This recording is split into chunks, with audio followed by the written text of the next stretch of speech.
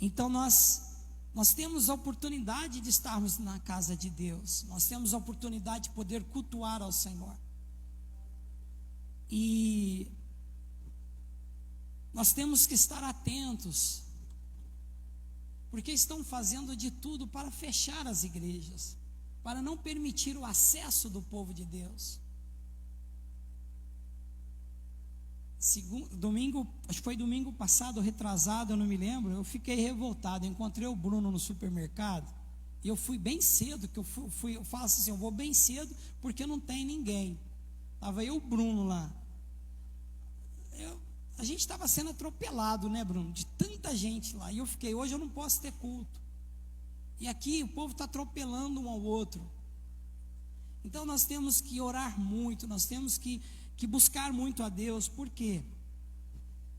Hoje, aqueles ao qual nós poderíamos contar, que são aqueles da corte, eles estão nos proibindo. E esses dias eu ouvi uma frase muito interessante, dizendo assim, que se a corte superior nossa está fazendo política, quem nos fará justiça? Nós temos a justiça suprema, a justiça de Deus, que cuida de nós e que vela por nós, mas Ele espera um pouquinho de nós também. Ele espera que nós venhamos buscá-lo mais, colocar as nossas vidas realmente no altar dele, porque são nos momentos mais difíceis da igreja que a igreja cresce, que a igreja se multiplica. E nós vamos conhecer um pouco da história de um homem que se compadeceu com a sua nação e o seu povo, e ele não se contentou em ficar quieto e parado, mas ele foi à luta para fazer a obra do Senhor. Amém? Nós lemos o primeiro capítulo de Neemias, agora nós vamos ler o capítulo de número 2 de Neemias. Diz assim: no mês de Nisã, do 20º ano do rei Artaxerxes, na hora de servir-lhe o vinho, levei-o ao rei. Nunca antes eu tinha estado triste na presença dele. Por isso o rei me perguntou: por que o seu rosto parece tão triste? Você não está doente? Essa tristeza só pode ser do coração. Com muito medo, eu disse ao rei: que viva o rei para sempre. Como estaria triste, como não estaria triste o meu rosto, se a cidade em que estão sepultados os meus pais está em ruínas, e suas portas foram destruídas pelo fogo? O rei me disse: o que você gostaria de pedir? Então orei ao Deus dos céus e respondi ao rei: se for do agrado do rei, e se o seu servo puder contar com a sua benevolência, que ele me deixe ir à cidade onde meus pais estão enterrados em Judá, para que eu possa construí-la, reconstruí-la. Então o rei, estando presente a rainha, sentado ao seu lado, perguntou-me: quanto tempo levará a viagem? Quando você voltará? Marquei um prazo com o rei, e ele concordou que eu fosse. A seguir acrescentei: se for do agrado do rei, eu poderia levar cartas do rei aos governadores do Trans-Eufrates, para que me deixem passar até chegar a Judá. E também uma carta para Asaf, guarda da floresta do rei, para que ele me forneça madeira para as portas da cidadela, que fica junto ao templo, para os muros da cidade. E para a residência que eu irei ocupar. visto que a bondosa mão de Deus estava sobre mim. O rei atendeu os meus pedidos. Com isso fui aos governadores do Trã e Eufrates e lhes entreguei as cartas do rei.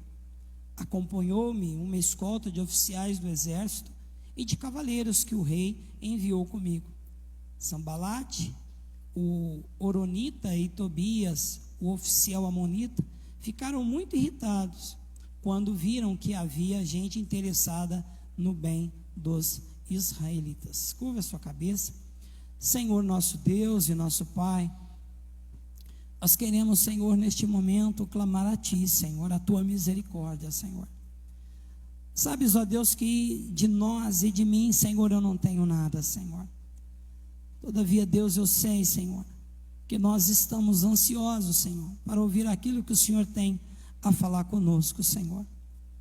Eu não sei, Senhor, de que maneira a Tua palavra virá a nós, Senhor, mas que ela possa falar aos nossos corações, que ela possa trazer edificação na nossa vida, que ela possa trazer consolo à nossa vida, e que ela possa, Senhor, confortar a nossa vida, Senhor. Pai, que o Senhor possa, Senhor, falar aos nossos corações. Pai, assim eu te peço, Senhor, e eu clamo, Senhor, a Ti. Repreenda, Senhor, do nosso meio tudo que não provém de Ti, Senhor. É o que nós te pedimos e te agradecemos, no nome do Teu Filho amado, Jesus Cristo. Amém.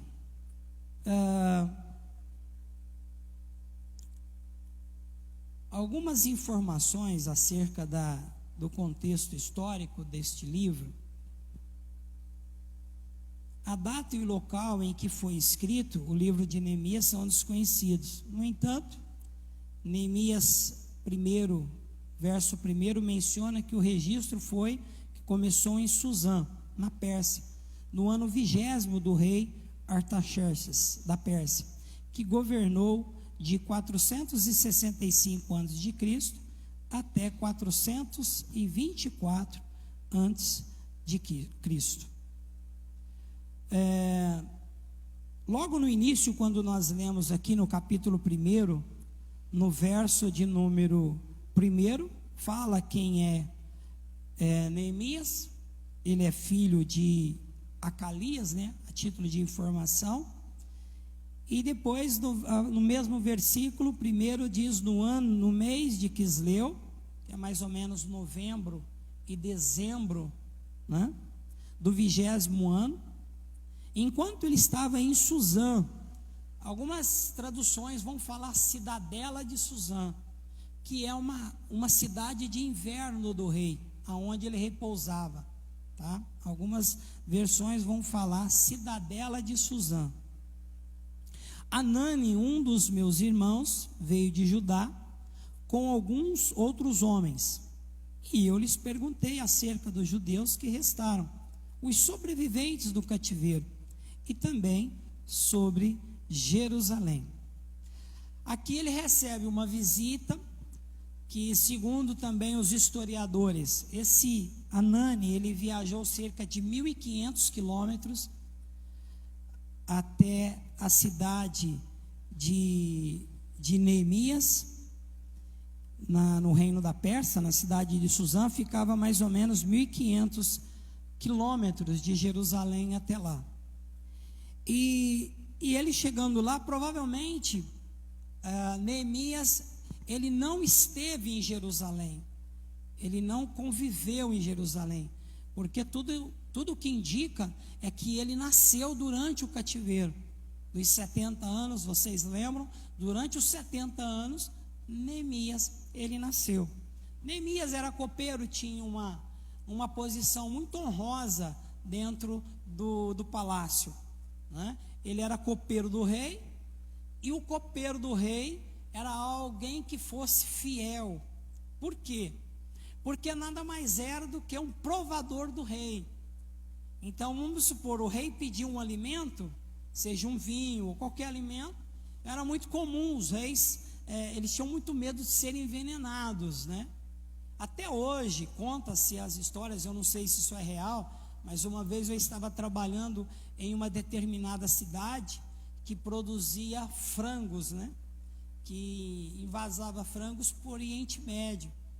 E nós conversando com o gerente do local da indústria, né? Ele nos relatou que naquela indústria tinha um judeu que fazia inspeção desde o abate até o final, quando eles empacotavam.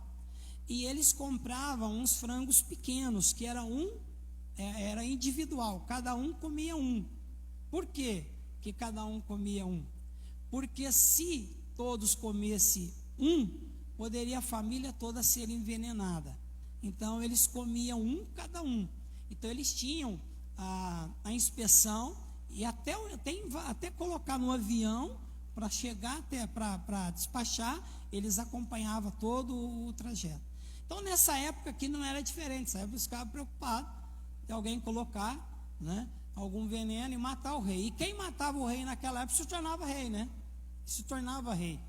Então era muito comum eles terem os seus copeiros, os seus fiéis copeiros, né? E aí o que acontece? Quando ele ia levar o vinho ao rei, ele tinha que provar primeiro do vinho, né? Eu trabalhava com um amigo que ele era muito engraçado. Quando nós íamos em determinados locais, ele pedia um café, e aí eu pegava um copo de café e ele outro. Ele esperava eu tomar e brincava comigo assim: eu vou esperar mais uns 5 minutos, se você estiver de pé eu tomo esse café. Ele brincava, né? Então era assim, esse rei, por ser copeiro, ele era muito fiel, né? E ele vivia com todas as mordomias. Eu quero que você guarda bem isso. Ele era fiel e ele também vivia dentro ele tinha uma certa mordomia ali no local aonde ele vivia. Era alguém que tinha acesso ao rei, que vivia no palácio e que não precisava de se preocupar com mais nada, porque ele estava bem instalado ali. Os irmãos estão me entendendo? Amém? Então o que acontece? Neemias, ele recebeu a visita, né, desses irmãos. A gente não sabe se são irmãos da família, se são irmãos realmente de carne mesmo, de Neemias. E aí então ele fez a pergunta para eles. E geralmente quando nós perguntamos alguma coisa para alguém, quando você encontra com alguém e fala assim: ei, está tudo bem? Quando a pessoa fala tudo bem, está tudo bem. Mas quando a pessoa fala assim, não está nada bem, nesse momento nós acabamos de arrumar um problema, né? Sim ou não? Sim ou não? Porque aí você acaba fazendo parte do problema daquela pessoa, né? E aí você tem uns que têm o dom, né?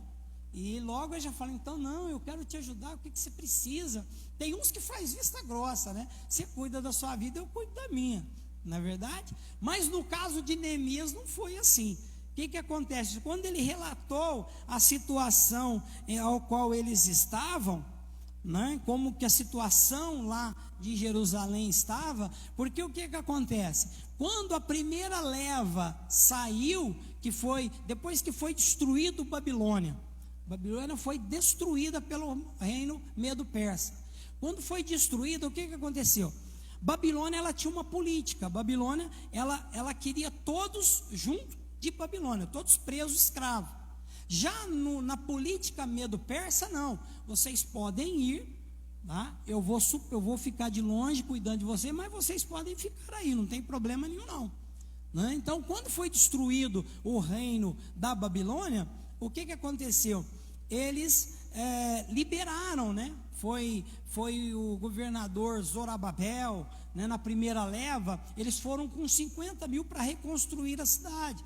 Aí eles reconstruíram, aí eles pararam, né? E depois Esdras, o Senhor levanta Esdras, para Esdras dar uma motivação e levantar aquele povo novamente, levanta eles para restaurar os altares, o culto ao Senhor, a lei do Senhor.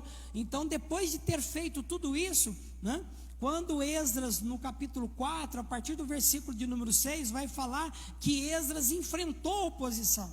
Sempre que nós queremos fazer algo na obra do Senhor, sempre que você se propõe fazer algo na obra de Deus, você vai enfrentar oposições. Você nunca vai trabalhar na obra de Deus sem um impedimento, sem uma oposição. Você sempre vai enfrentar oposição. Só não enfrenta oposição aqueles que ficam de longe. Aqueles que deixam o povo trabalhar, ele fica sossegado, ele não está muito preocupado. Ele é um crente nominal, ele só tem nome de cristão, mas ele não se envolve com nada, ele não participa de nada. Ele não participa de nada, então esse não vai enfrentar oposição de maneira nenhuma. Mas aquele que enfrenta, aquele que fala, não, eu vou fazer isso, eu vou lutar, eu vou batalhar, o que o senhor precisa de mim, pastor? Eu quero fazer, ele vai enfrentar oposição, isso é fato. Todos nós enfrentamos as nossas lutas quando nós assumimos alguma coisa na casa do Senhor, né? Então, Esdras não foi diferente. Então, a partir do capítulo de número 6, os samaritanos falaram assim, olha, nós vamos escrever uma carta para o rei, falando que esse povo aqui não pode construir a cidade, eles têm que parar. E foi lá e relatou o que o povo fez no passado, que era um povo rebelde, que era um povo assim, assim, assim. Aí o rei lá foi consultar e viu que realmente era, e mandou parar então a construção da cidade, porque eles não conseguiram construir as cidades e o muro. E não adianta construir as cidades, tem que construir os muros. Os muros são os primeiros que são levantados, os alicerces que são levantados.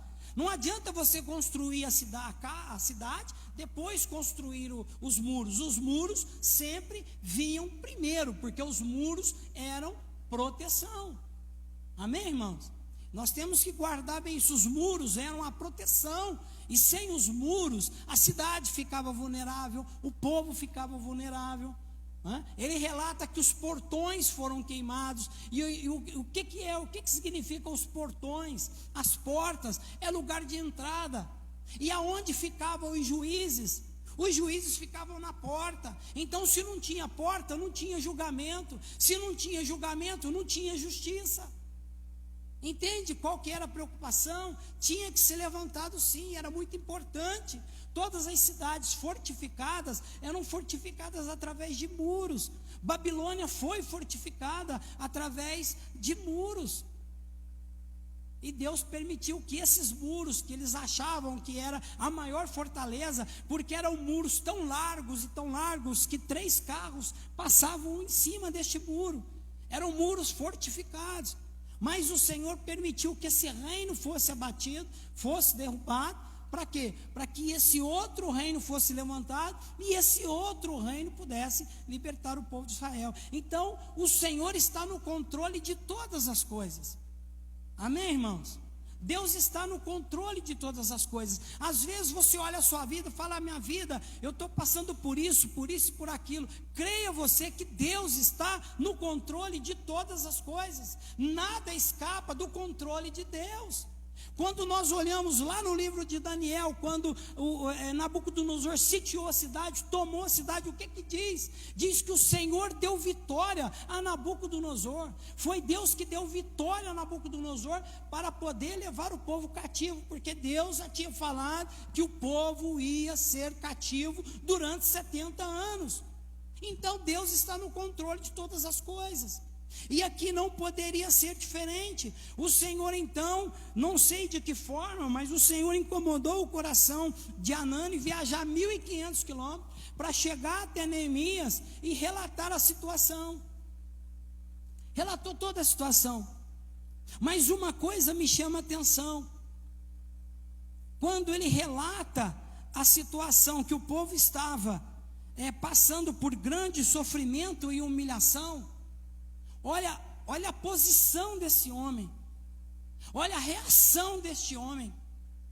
Ele entristeceu, ele ficou triste, diz a palavra, quando ouvia, versículo de número 4, quando ouvi essas coisas, sentei-me e chorei.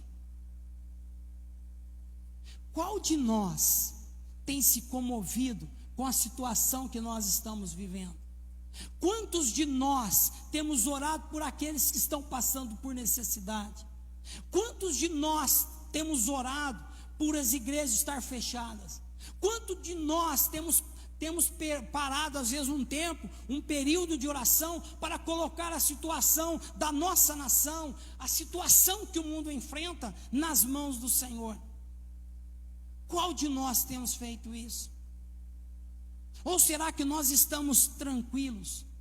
Nós estamos muito apáticos, nós estamos muito estagnados, nós estamos muito quietos, porque afinal de contas nós temos uma desculpa: eu não vou na igreja porque olha a pandemia como que está, olha como que está a situação, nós não posso ir na igreja porque olha como que está morrendo 3.500 pessoas.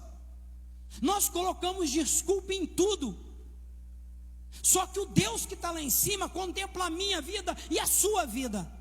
Nós escondemos dos homens, mas de Deus nós não escondemos nada.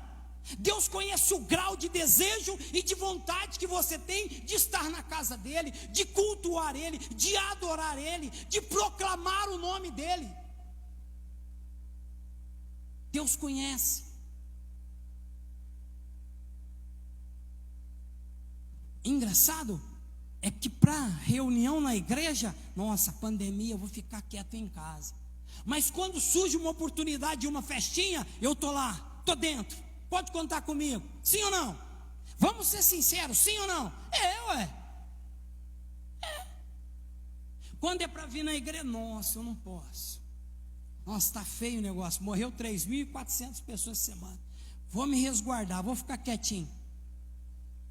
Aí eu recebo uma mensagem: opa, beleza, conta comigo, o que é para levar? É mais ou menos assim. Semana passada, semana retrasada, eu tive que fazer um teste Covid. Acredita, irmão? Eu saio de casa, não vou para lugar nenhum, né? Quando reúno só minha família, não vou para lugar nenhum. Quando vou no mercado, vou rapidinho, vou cedo, pronto. Mas quando foi umas semanas atrás, eu estava com sintomas de resfriado. E as minhas filhas ficaram tudo preocupadas. Não, porque o senhor tem que fazer um exame. Não, isso aqui é sintoma de gripe mesmo. Não, porque o senhor tem que fazer. A Lorena já marcou uma consulta, eu fiz uma consulta online mesmo, né? Aí a médica: não, você tem que fazer o teste. Aí eu fui fazer o teste. E elas, quando eu fui fazer o teste, depois de 3 horas fica pronto, elas ficavam: e aí, já ficou pronto? O senhor quer que eu entre lá para saber? Eu não sei se elas têm medo de eu morrer. Eu disse: não, deve ter, né? A Damar disse que é. Graças a Deus não deu nada. Negativo, né? Mas a gente fica preocupado. A gente fica assim. Eu estava até poucos dias agora com um diretor e um chefe meu lá de Ribeirão entubado. Nós oramos por ele, ele saiu semana passada, ele teve alta, o meu chefe. Agora o meu diretor está até hoje, mas nós vamos orar por ele, já faz um mês. Então a situação dele é gravíssima. Mais de 50% do pulmão tomado. Tiveram que fazer hemodiálise dele. Ontem teve uma parada respiratória. Então assim, não está de brincadeira não. Isso aí não acontece só na casa do vizinho não. Está sujeito a nós também. Porque está no ar, a gente não sabe. A gente tem que cuidar e tomar muito cuidado. Mas então o que acontece? Voltando para a palavra. Quando esse homem recebe, ele se compadece do seu povo. Espera aí, o meu povo está passando por humilhação. E diz a palavra que ele chora. Ele chora. Ele sentou e ele chorou. E ele passou dias lamentando, jejuando e orando a Deus. Ele tinha uma vida muito boa. Ele tinha uma vida muito tranquila. Ele não nasceu em Jerusalém. Ele nasceu durante o cativeiro. Ele era copeiro do rei. Ele tinha um serviço muito bom, um cuidado muito bom. Ele não precisava. Irmãos, nós temos que sair da nossa zona de conforto. Muitos de nós estamos vivendo numa zona de conforto muito tranquila e muito sossegada. E é cômodo para nós, irmãos. É cômodo para nós. Nós temos que sair dessa zona de conforto. Quando nós saímos, que a gente vê a necessidade das pessoas, Aí que nós vamos acordar e nós somos chacoalhados por Deus. Esses dias eu estava na minha casa, eu estava vendo uma reportagem, de repente a repórter foi até uma casa de uma pessoa que eles não tinham absolutamente nada para comer. E o Senhor então tocou no meu coração: você vai levantar uma campanha de cesta básica na igreja. Quando foi sexta-feira agora, me ligaram, né? Falaram assim: pastor, eu estou precisando de uma cesta, tem uma família que eu acabei de visitar agora, eles não têm o que jantar agora, não tem nada para janta, não tem nada. Sabe o que é nada? É nada. Eu e o Saulinho, a gente veio aqui para a igreja, a gente preparou a cesta, a gente levou e entregou para ela. Então, irmãos, é cômodo para nós temos tudo, não falta nada para nós.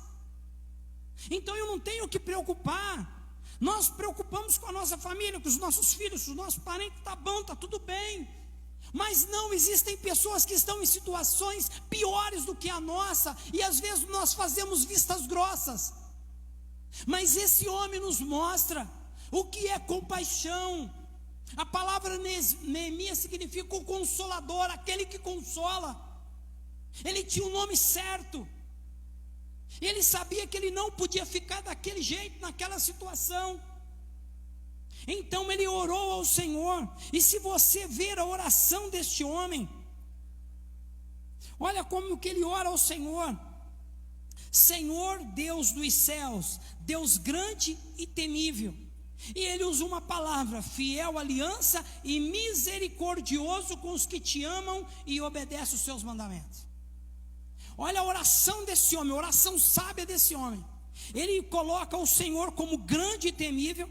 Depois, ele não está chamando a atenção de Deus, mas ele está orando como Deus é.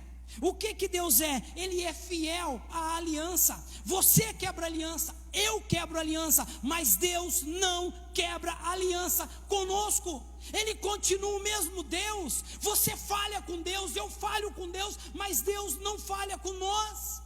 Nós negamos a Deus, Deus não nega a nós de maneira alguma. Deus está sempre pronto a ajudar o teu povo. Deus está sempre pronto a cuidar do teu povo. Deus está sempre pronto a prover algo na vida do teu povo, porque Ele é fiel. E ele usa a expressão misericordioso. Olha, se não fosse as misericórdias de Deus, nós estávamos aonde agora? Se não fosse a graça do Senhor nos alcançado, aonde nós estaríamos agora? Porque bonzinho nós não éramos. Mas a misericórdia de Deus alcançou a minha vida e a sua vida. A graça do Senhor alcançou a minha vida e a sua vida. E depois ele coloca que o Senhor é misericordioso com os que te amam e obedecem os teus mandamentos. E ele diz assim: que os teus ouvidos estejam atentos e os teus olhos estejam abertos para a oração que o teu servo faz diante de ti, dia e noite. Esse homem orou dia e noite. Deus, eu preciso de uma oportunidade. O meu povo está sendo humilhado, o meu povo está passando por necessidade. Eu preciso de fazer algo, mas eu não posso sair daqui. Eu sou oficial do rei, não é simplesmente eu pegar e sair. Eu não posso fazer isso, eu tenho um cargo, eu tenho que obedecer. E diz a palavra então que esse homem ora. Ele coloca todas as necessidades que ele estava passando. E eu acho interessante que quando ele usa a palavra, ele usa nós pecamos, ele diz assim: eu e o meu povo temos pecado contra ti. Ele se coloca na brecha: eu errei, eu pequei, nós erramos, nós pecamos. Eu acho engraçado quando tem alguns pregadores que sempre vai usar, ele nunca usa ele. É só o povo que peca, só o povo que erra, só o povo que falhou, só o povo isso, só o povo, e a pessoa às vezes não, nós erramos, nós pecamos, nós erramos a todo momento, nós pecamos a todo momento. Se não é a graça e a misericórdia de Deus, o que seria de nós? O que seria da minha vida?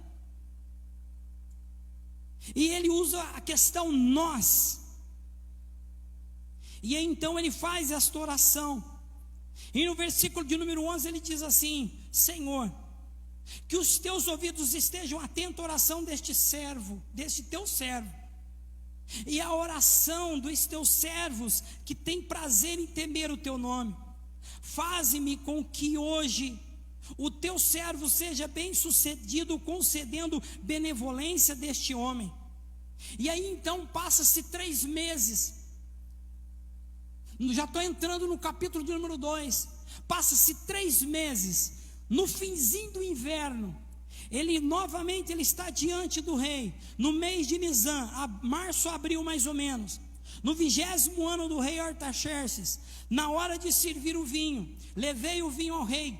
Nunca eu tinha estado triste na presença dele. Isso me chamou a atenção.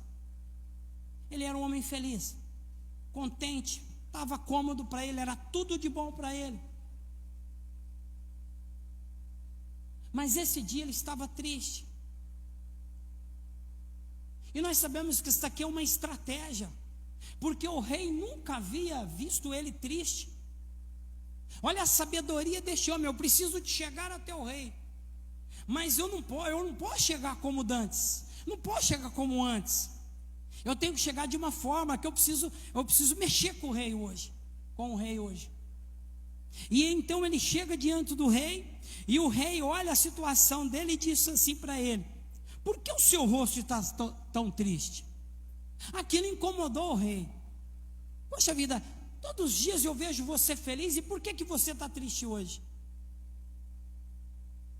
A oportunidade de fazer a obra do Senhor. Ele aproveitou a oportunidade. Gente, nós temos que aproveitar todas as oportunidades. Tem pessoas que deixaram passar oportunidades e oportunidades na sua vida, seja ela profissional, seja ela amorosa, casamento, seja ela profissional, seja ela espiritual, deixou passar. Deixou. E a oportunidade, ela vem uma vez só. Uma vez só. E como dizia minha finada mãe, depois não adianta chorar o leite derramado, porque já passou.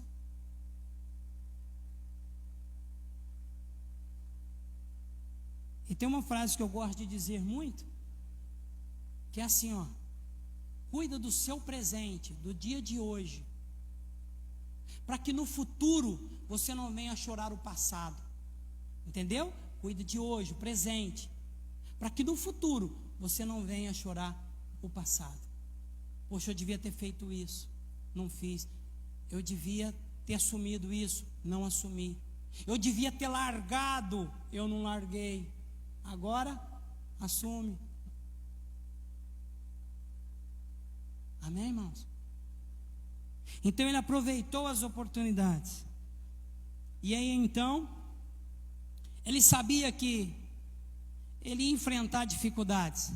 Ele sabia que para viajar 1.500 quilômetros, não era simplesmente pegar o seu cavalinho, né, os seus amigos, e viajar 1.500 quilômetros para reconstruir os muros. Não. Ele precisava de uma autorização vinda daquele de cima, do rei, dando uma carta aberta para ele poder passar por lugares. Ele precisava de madeira para reconstrução, ele precisava de homens, ele precisava de dinheiro, porque a obra de Deus não faz sem dinheiro. Se nós não tivéssemos, estou falando isso para vocês, comunidade cristã Nova Vida, se nós não tivéssemos uma reserva que nós temos, nós já tínhamos fechado a igreja, porque nós não íamos ter condição de pagar os aluguéis, as despesas. Então, ele sabia que precisava de fazer a obra de Deus, e ele precisava de tudo isso. Então o que ele fez? Ele também não poderia chegar diante do rei e pedir ao rei. Para você chegar diante do rei, o rei tinha que esticar o cedro. Lembra de Esther? Você não chegava diante do rei pedindo, não. E o rei então, e com muito medo eu disse ao rei, que o rei viva para sempre, a oportunidade que ele teve de conversar com o rei.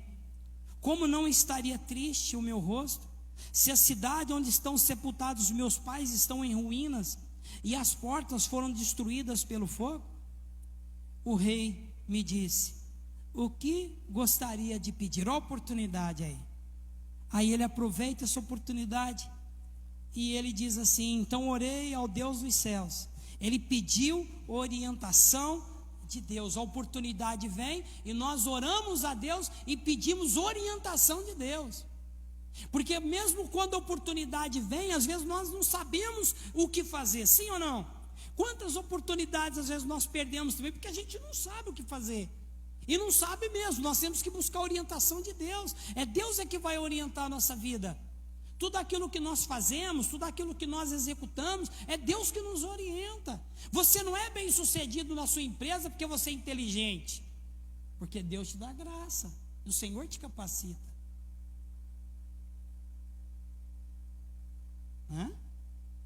Tudo nós atribuímos a Deus. Não é porque você lê muito, não, eu sou muito inteligente, eu leio. Não, é Deus que te capacita. É Deus que te coloca em lugares que você nem imagina. A Bíblia diz que o Senhor trona e o Senhor destrona. A Bíblia fala que o Senhor é que levanta juízes e magistrados, que está tudo no controle dele. É Deus, tudo é Deus, tudo é Ele. E aí então ele pega e diz assim, orei e respondi ao rei, se for do agrado do rei, o seu servo puder contar-me com a sua benevolência, que ele me deixe ir à cidade de meus pais, onde estão enterrados, em Judá, para que eu possa reconstruí-la. Então o rei, estando presente a rainha, sentada ao seu lado, perguntou-me, quanto tempo levará de viagem? Quando você voltará? Porque o rei precisava de uma resposta da parte dele. E ele marcou um prazo, que foi mais ou menos 52 dias, e ele disse, e ele concordou que eu fosse. Mas aí então, o que ele faz? Ele usa da oportunidade que ele está tendo naquele momento. Ele diz assim, a seguir acrescentei, se for do agrado do rei, eu poderia levar cartas ao rei, aos governadores do Trans-Eufrates, para que me deixem passar até chegar em Judá. Ele precisava de uma segurança, ele precisava dessa segurança, e o rei foi concedendo tudo a ele. Depois ele diz assim, e também uma carta para Asaf, guarda da floresta do rei, para que ele me forneça madeira para as portas da cidadela, que fique junto ao templo, para que os muros da cidade e para a residência que eu irei ocupar, visto que a bondosa mão de Deus estava sobre mim. Ou seja, ele fez todo aquele pedido, ele colocou tudo aquilo diante do rei, mas ele não deixou de mencionar a coisa mais importante, diante de toda aquela situação que estava acontecendo: a boa mão do Senhor estava sobre ele. Então ele foi concedendo, o rei foi concedendo tudo a ele, e ele então seguiu viagem. Só que chegando lá, ele já enfrenta as oposições do versículo de número 10. Como eu disse anteriormente, tudo que nós nos propusemos fazer, nós vamos enfrentar. Nós vamos enfrentar oposição. Às vezes o Senhor abre uma porta muito grande para você, seja de emprego, muito grande. Você vai pensar que você vai para esse lugar e as coisas vai estar tudo tranquila. Não. É oração constante. É oração, é que gente querendo te derrubar, gente querendo tomar o seu lugar o tempo todo. É por isso que nós temos que estar em constante oração, confiando no Senhor, esperando no Senhor. E então ele enfrenta a oposição de Sanbalat e Tobias.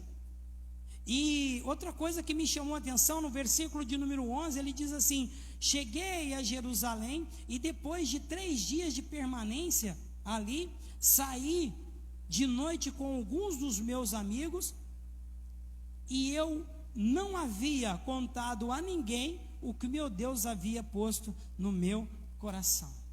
Nós temos o hábito de contar para todo mundo as coisas, não é? A gente não pode, receber uma bênção que a gente sai contando para todo mundo, sim ou não? Não é, né? A gente tem que aprender, guardar um pouco de segredo, esperar as coisas acontecerem na nossa vida. Às vezes as coisas aconteceu, você já fica todo eufórico, já liga para fulano, liga para Beltrano, você quer compartilhar, nem tudo você pode compartilhar. Nem tudo. Nem tudo. Você tem que ter sabedoria no compartilhar as coisas. Você tem que compartilhar e você tem que sentir paz no seu coração com quem você está compartilhando. Esses dias nós recebemos a visita de uma família e ele foi compartilhar a situação que ele estava passando. E logo que ele me passou a situação, eu fiquei também muito comovido com a situação dele e nós nos propusemos a ajudá-lo. Ele não saiu falando para um, para outro, não. Ele foi lá na minha casa. Louvado seja Deus. Louvado seja o nome do Senhor.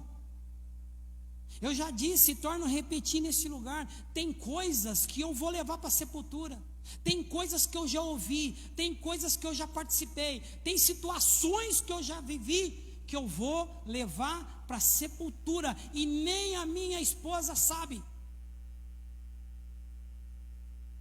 Tem coisas que é para você, não é para você compartilhar com ninguém. E o Senhor tinha colocado tudo no coração dele, ele estava com os seus amigos, mas ele não revelou a ninguém o que Deus tinha colocado no seu coração. Guarde segredo. Existem segredos que é bom, que você precisa, que é no momento certo que você vai falar. É no momento certo, é na hora certa. E então, outra coisa que me chamou a atenção, já estou encerrando, no versículo de número 13: de noite, saí pela porta do vale na direção da fonte do dragão e da porta do esterco, examinando o muro de Jerusalém que havia sido derrubado e suas portas, o que havia sido destruído pelo fogo. Fui até a porta da fonte do tanque do rei, mas ali não havia espaço para o meu animal passar. Olha, o livro de Neemias é rico em detalhes. Por isso subi o vale ainda de noite, examinando o muro. Finalmente voltei e tornei a entrar pela porta do vale.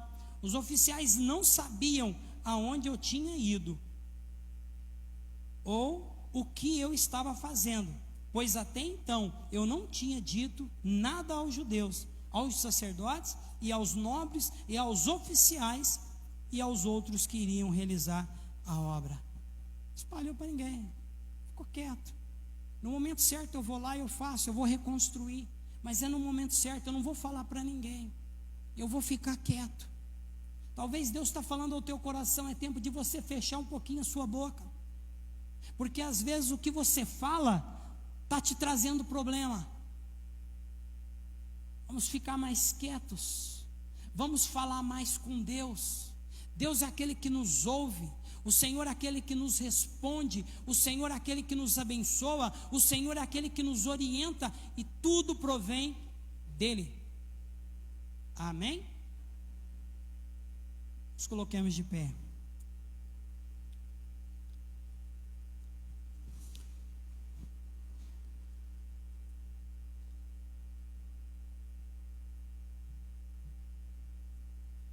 E esse homem então, ele começa a reconstrução dos muros. Mas eles sabiam que as oposições seriam grandes. E levanta realmente pessoas para parar a sua obra. Mas ele tinha um foco. Ele tinha um foco. E nada ia fazê-lo parar. A Bíblia nos relata que eles oravam e vigiavam. Com uma espada, com uma mão ele segurava a espada, com outra ele segurava a pá. E eles trabalhavam de noite. E 52 dias eles restauraram os muros de Jerusalém. O Senhor quer que você seja bem sucedido. Sim, Ele quer. Você tem que ter foco. Você tem que temer a Deus, você tem que obedecer ao Senhor, você tem que ser fiel ao Senhor, porque aquele que é fiel ao rei tem carta livre. Aquele que é fiel ao Senhor, ele não é envergonhado. Esse homem foi honrado porque ele foi fiel. O Senhor honrou porque ele se preocupou com os seus. Se preocupe com as coisas de Deus, se preocupe com o povo de Deus. O povo de Deus é o seu povo. É com o seu irmão que está do teu lado direito, do teu esquerdo, que nós vamos viver eternamente. Com o teu irmão que está na tua frente, é com esses irmãos que nós vamos viver eternamente. E nós temos que crer que no momento certo, na hora certa, pode levantar a oposição que for, não vai parar a obra do Senhor, porque nós vamos unir em oração. Nós estamos aqui na igreja orando, um grupo de manhã, um grupo à noite, crendo, confiando que Deus ele vai nos dar vitória. Mas Deus dá vitória para aquele que crê, para aquele que espera somente nele. Amém, irmãos? Curva a tua cabeça.